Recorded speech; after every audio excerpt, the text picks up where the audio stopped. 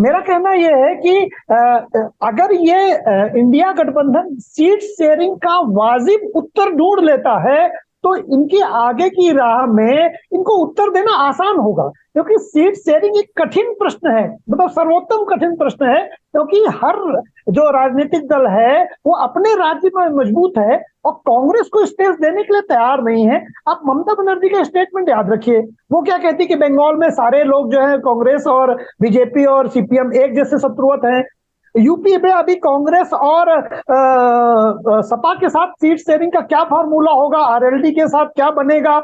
और बहन जी ने तो मना कर दिया कि वो नहीं आएंगे। हालांकि मैं राजनेताओं की उन बातों को बिल्कुल मानता नहीं कि वो क्या कहते हैं और क्या करते हैं, लेकिन अभी फिलहाल बहन जी ने अपना स्टैंड क्लियर कर दिया है कि वो अपनी पार्टी को, अपने संगठन को मजबूत करेंगी और ना इंडिया गठबंधन में जाएंगी ना इंडिया गठबंधन में रहेंगी। तो अगर बहन जी इसी स्टैंड पे कायम रहती हैं तो फिर कांग्रेस, आरएलडी और समाजवादी पार्टी को उत्तर प्रदेश में सीट शेयरिंग करनी होगी। तो हो सकता है कि जो इंडिया गठबंधन है वो state wide seat sharing formula को लेकर के आए। लेकिन बस प्रश्न ये है कि अरविंद केजरीवाल जैसे लोगों को कैसे रोकेंगे जो कहते हैं कि कांग्रेस को हम स्पेस नहीं देंगे पंजाब में, और अगर कांग्रेस को स्पेस मांगती है पंजाब में तो हम छत्तीसगढ़ में भी चुनाव लड़ेंगे, हम बिहार में भी चुनाव लड़ेंगे। तो इंडिया गठबंधन के लिए सबसे बड़ी समस्या रजत भाई मुझे ये समझ में आती है कि इनके हाथ तो मिल गए हैं, मन कब मिलेंगे, और मन मिले और जनता को मन मिलते हुए दिखाई दे।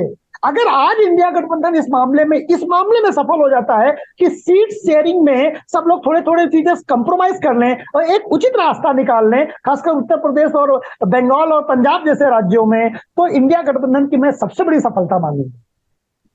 बिल्कुल। और है ये देखा गया है कि अगर बहन जी ट्वीट बहुत तल्ख थे, और अगर हैं तो उसमें किसका ज्यादा नुकसान है? ज्यादा नुकसान मायावती का है या ज्यादा नुकसान इंडिया गठबंधन का है?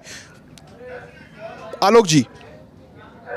देखिए देखिए मायावती जी, मैं आपके ही प्लेटफॉर्म में 2-4 दिन पहले बिहार तक यूपी तक में भी कह चुका हूं कि मायावती जी इसमें रिफॉर्म के मूड में है। वो सत्ता परिवर्तन हो रहा है एक पीढ़ी से दूसरी पीढ़ी में, तो वो अपने आप को मजबूत करना चाहती हैं। लेकिन अगर वो किसी भी गठबंधन में नहीं शामिल होती हैं तो उसका ज्यादा फायदा भारतीय जनता पार्टी को मिलता है। उनका जो दलित वोटर है, ये देखा गया है कि अगर बहन जी लड़ती चुनाव तो दलित वोटर के लिए बहन जी भगवान है, वो फिर बहन जी को वोट देता है। अगर बहन जी चुनाव सीरियसली नहीं लड़ती या नहीं लड़ती है तो उसकी सेकंड जो प्रायोरिटी है वो भारतीय जनता पार्टी है। तो इसलिए इसका अलग लड़ने का भी फायदा, जहां जहां बहन जी फाइट में होंगी वहां बहन जी को वोट मिलेगा, और जहां बहन जी फाइट में नहीं होगी वहां बीजेपी को मत मिलेगा। ये अभी तक का ट्रेंड सामने दिखाई देता है। और अगर बहन जी इंडिया गठबंधन में शामिल हो जाती हैं तो 2019 में लगभग 4.25%, 2014 में शायद 4.25% के आसपास मत राष्ट्रीय लेवल पर बीएसपी को मिला था, और इंडिया गठबंधन को 4.25 से 4.25% के मत के आसपास अगर मत ऐड ऑन हो जाता है तो इंडिया गठबंधन की बल्ले बल्ले हो जाएगी। यानी कुल मिला के बहन जी अगर न्यूट्रल रहती है तो बीजेपी को फायदा है, और इंडिया गठबंधन में जाती है तो इंडिया गठबंधन की बल्ले बल्ले होने वाली है। और अगर बिल्कुल चुनाव नहीं लड़ती तो हो सकता है बहन जी का अपना उत्थान हो, बहन जी का वोटर इसलिए भी उनके साथ जुड़ जाएगा कि अब बहन मायावती जी की एक साफ रणनीति दिखाई दे रही है कि बहुजन हित के लिए वो काम करेंगी, वो अब किसी भी गठबंधन के साथ नहीं जाएंगी।